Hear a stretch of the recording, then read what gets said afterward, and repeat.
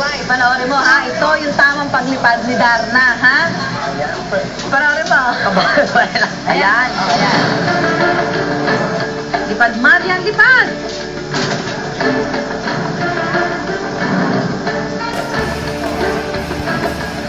Lapad, Marian, lapad.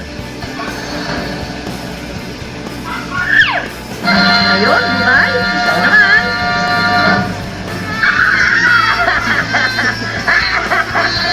Ba't ka gumaganyan? Ha? Pag malapit. Jetly. Jetly. Tingnan ko nga ang tapang itong si Bubay. Rabat. Ayan na! Hala!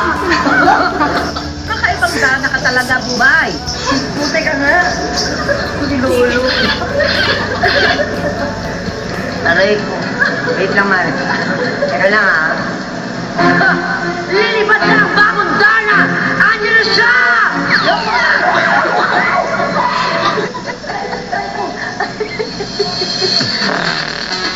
At syempre, basta Darna, dapat ma-action ng mga fight scenes. Aba. In fairness, costume na lang talaga ang kulang at mukhang ready na siyang mag-Darna. O yan, Bubay, napanood mo na ha, yung mga ngayon. Marian, pwede mo ba siyang turuan sa mga fight scenes? Sige. Nakabahan ako. Kung gusto mo, ikaw ang ako. Fight ni Marian, ha?